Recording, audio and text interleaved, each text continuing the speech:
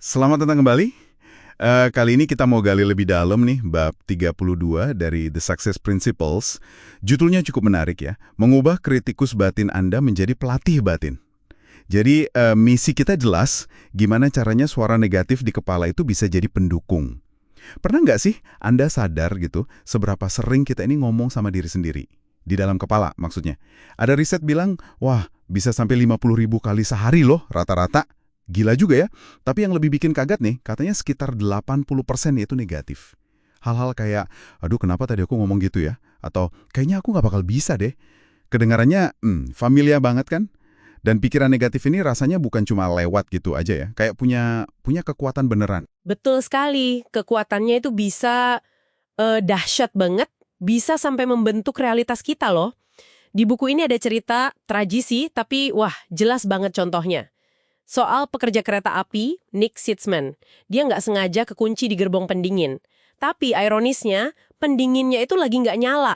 Jadi suhu di dalamnya ya biasa aja nggak beku. Cuma keyakinan dia kalau dia bakal mati kedinginan itu kuat banget. Sampai akhirnya dia beneran meninggal. Hasil otopsinya nunjukin gejala fisik hipotermia.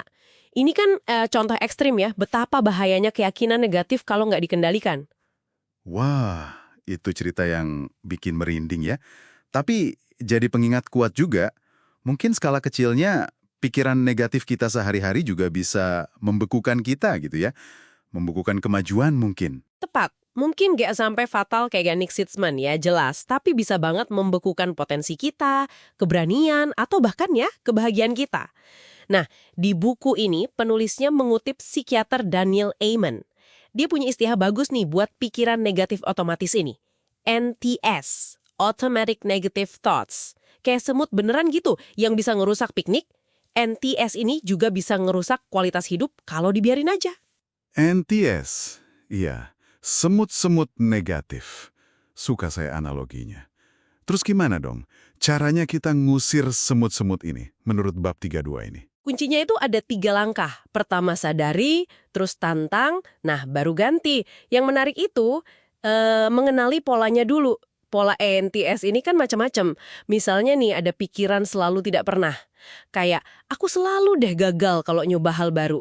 Atau, aku nggak akan pernah bisa kayak dia. Ada juga membaca pikiran. Kita kayak udah tahu aja gitu apa yang orang lain pikirin. Biasanya yang negatif-negatif. Dia pasti mikir ideku ini konyol. Gitu misalnya. Ah, iya ya. Yang membaca pikiran tuh kayaknya gampang banget ya kita kejebak di situ dalam obrolan sehari-hari. Gampang banget. Makanya saran dari buku ini, jangan langsung percaya asumsi itu. Tantang dulu. Bener nggak sih? Ada buktinya nggak?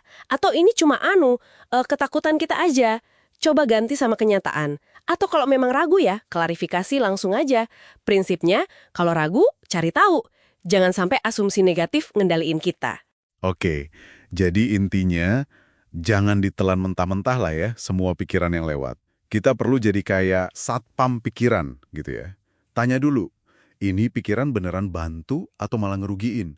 Bikin dekat ke tujuan atau malah ngejauhin? Sip, jadi kita udah tahu bahayanya polanya lewat ends tadi. Nah, bagian yang paling seru nih dari bab 32 ini, menurut saya, itu langkah praktisnya.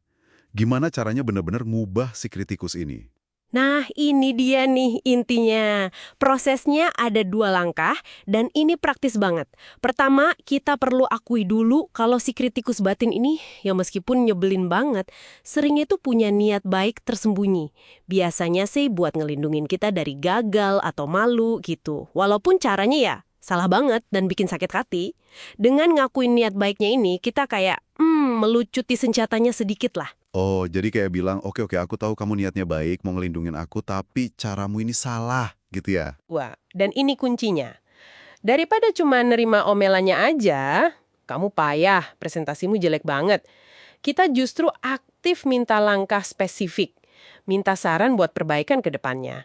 Jadi kita bales si kritikus misalnya, oke, makasih udah peduli sama penampilanku. Sekarang coba kasih tahu aku 3 hal spesifik deh yang bisa aku lakuin lebih baik lain kali pas presentasi. Wah, ini keren banget. Jadi kita ubah serangan yang umum itu jadi permintaan saran yang konkret. Yang bisa dilakuin, fokusnya langsung pindah ya, dari nyalahin yang udah lewat ke solusi buat ke depan. Tepat sekali. Ini langsung menggeser energi. Dari yang tadinya cuma muter-muter di pikiran negatif, jadi ke pemecahan masalah yang konstruktif. Si kritikus ini jadi dipaksa mikir solusi, bukan cuma bisa ngomel doang. Penulisnya sendiri kan, si Jack Canfield. Cerita dia pakai teknik ini pas takut mau mulai perusahaan pelatihannya itu ya. Dia ubah suara ragu-ragu itu jadi minta saran spesifik, malah jadi dapat energi buat jalan. Luar biasa sih. Kayak simpel tapi dampaknya bisa gede banget. Gede banget, karena ini benar-benar memberdayakan kita. Kita jadi pegang kendali atas omongan di kepala kita sendiri. Jadi apa artinya ini semua buat Anda yang lagi dengerin? Intinya sih, kita ini punya kekuatan yang mungkin lebih besar dari yang kita kira buat ngontrol dialog batin kita.